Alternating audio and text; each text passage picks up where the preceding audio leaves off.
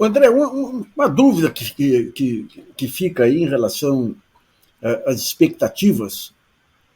O, o que pode ser feito em termos regulatórios, por exemplo, para destravar investimento? Sempre tendo como mente que a taxa de juros é, acaba sendo um piso aí para toda a economia. Aí. O Então, PPI. Ah, a aposta, o Gabriel Galípolo, que é o secretário executivo da Fazenda, ele se notabilizou até antes de ir para o governo por ideias e tem muito trabalho sobre isso. Acho que as questões de fundo na CIF são as de sempre: financiamento, neutralização ou mitigação do risco cambial, longo prazo, indivisibilidades, etc. Mas se a gente olhar para as coisas da participação público-privada, certamente vai ter que envolver, de alguma maneira. Estão tentando achar alguma forma de não repetir as expressões, etc., mas o BNDES tem que voltar a atuar nesse tipo de coisa de financiamento. Pode ser com um mix de taxa de juros, certamente a TLP, do jeito que está, ela vai inviabilizar. E a questão é matemática também. Não é para ter 10% do PIB de empréstimo do Tesouro para o BNDES. Agora, se você for o BNDES se comprometer a emprestar com juros de mercado, não vai ter investimento. É basicamente isso. Porque além de ter risco, ter longo prazo, não tem rentabilidade garantida para isso. Então, acho que é fundamental. Isso eu sei que o Ministério da Fazenda, algumas pessoas que estão lá, estão muito até esperançosas demais nesse assunto de um novo marco. E cada setor é muito diferente, né? Essa aqui tem uma especificidade grande, né? O saneamento tem uma série de problemas, a energia tem outra, tem agora uma quantidade gigantesca de investidores interessados em investir na questão da transição energética, uma política industrial verde, etc. Então, o mundo, apesar de muito complicado, ele tem oportunidades para o Brasil nessa direção. Acho que a política macro precisa parar de atrapalhar, mas a calibragem do marco regulatório de investimentos, ela tem que ser feita sem muita preconceito contra forças de mercado, mas também não pode achar que o mercado sozinho vai resolver tudo, né? Acho que tem que ter um meio termo aí para regular e orientar com isso. E é fundamental financiamento público de longo prazo com taxas, digamos, compatíveis com o horizonte de investimento. O BNDES vai ter que voltar a direto. Sempre que se falava em independência do Banco Central, a gente pensava em independência operacional. Ou seja, tem um objetivo. Agora, o que a gente está vendo, não. É uma corporação que se despregou do governo aí, que faz uma política monetária que não tem nada a ver com o governo. Quais os limites da independência do Banco Central? Como é que você vê essa questão aí? Como que pode ser resolvido dentro de uma independência racional, e não isso que está acontecendo? Olha, Nassif, do ponto de vista jurídico institucional, eu vejo politicamente muito pouco espaço para retroceder na independência do Banco Central, com algum tipo de revogação ou de interferência, ou mesmo de demissão, ou de troca antecipada do diretor. Agora, uma coisa é o que o regulamento diz: tem cobranças, tem justificativa pública, o presidente do Banco Central não só pode, como deve ir ao Congresso prestar contas, etc. Não pode ficar só dando digamos assim, satisfação aos pares do mercado, etc., o meio em que os diretores atualmente circulam. Agora, a definição da meta e a escolha dos diretores é prerrogativa do governo eleito, certo? Então, acho que tem um calendário para essas coisas. Tem 2 diretores para serem nomeados e acho que isso pode sinalizar alguma coisa. Eu seria menos confiante em mudanças institucionais do que em mudanças na margem, sem nenhum tipo de arroubo, digamos assim, mas tem um calendário. E o seco que se tenta fazer, tanto na nomeação dos novos diretores, quanto na definição da meta, é um pouco sintomático, que é aí que pode estar coisas decisivas importantes, né? Porque, de fato, essa política monetária, ela está se descolando cada vez mais, e é uma questão de autovalidação das expectativas, né? Basicamente, a gente está com uma economia mergulhando, a inflação ainda é alta, evidentemente que ela é alta, mas tem boas notícias na inflação, e basicamente a justificativa do discurso que a gente lê no jornal é que as expectativas de inflação no futuro não estão ancoradas, né? Então, uma autovalidação, a gente vai manter a taxa de juros alta, basicamente porque o mercado ainda não está confiante que está na hora de baixar a taxa de juros. Ou seja, Se você tem expectativa de queda do petróleo, se você tem expectativa de queda do preço de alimentos, se você tem expectativa, toda essa expectativa aí, o que vale é o arcabouço fiscal. É isso? Então, é um pouco dessa coisa do que o fiscal vai abrir espaço para cair a taxa de juros, que teoricamente é um raciocínio bastante controverso, digamos assim, apesar de ser o mais aceito.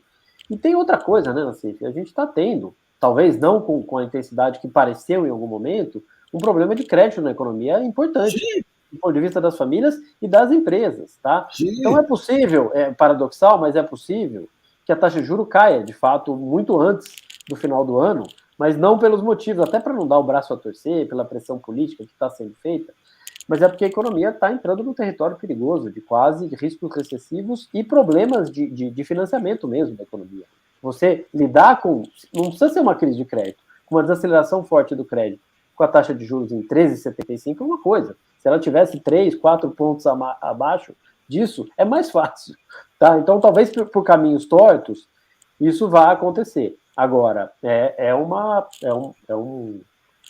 herança muito pesada, não só a independência do Banco Central, como esta composição atual, que de fato ela tem uma visão.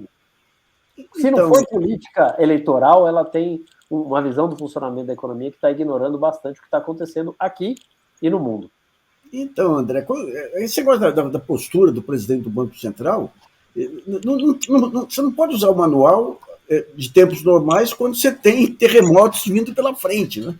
Quando você tem terremotos, você tem que ter uma flexibilidade, tem que ter conhecimento, tem que ter estratégias aí, e tem esses pontos que você colocou. A gente tem aí uma crise bancária internacional, temos aí essa crise do crédito, temos aí um maremoto aí com o varejo vindo também por aí. É muita coisa que exigiria uma visão sistêmica de economia que eu nem diria o presidente do Banco Central, que o Banco Central não tem, os funcionários do Banco Central não têm.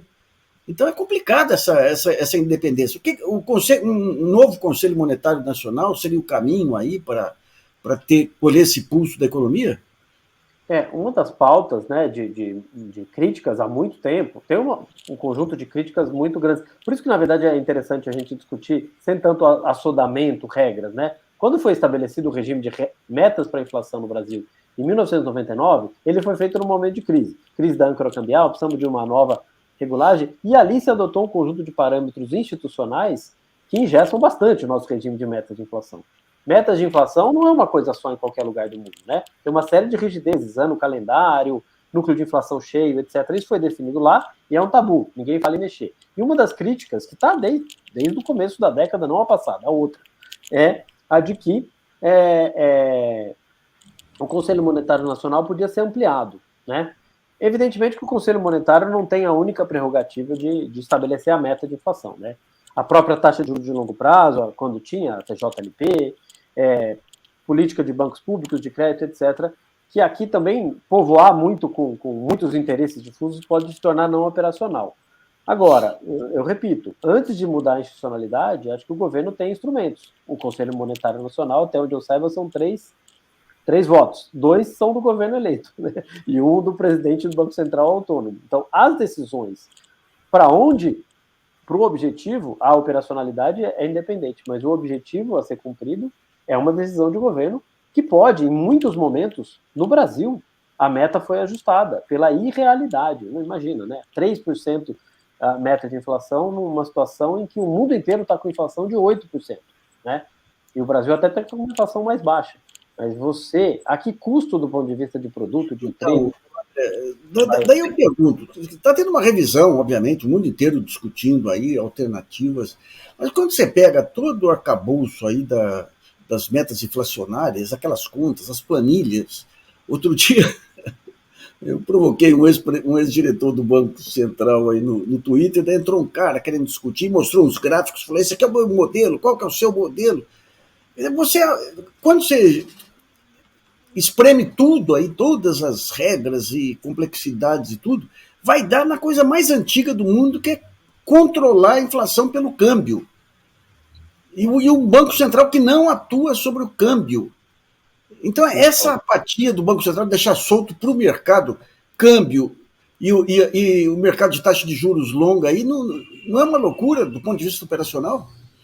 Então, uma coisa é o modelo sofisticado, mas assim, do ponto de vista teórico, a gente, nem sei se é o espaço aqui para a gente embarcar em controvérsias teóricas, mas o regime de metas, ele está construído em cima da ideia de que a inflação é um problema de demanda sempre, decorrente do excesso de emissão de moeda ou de um desequilíbrio fiscal, né? A inflação no mundo hoje, no Brasil, quase nunca é, mas certamente agora não é uma inflação de demanda.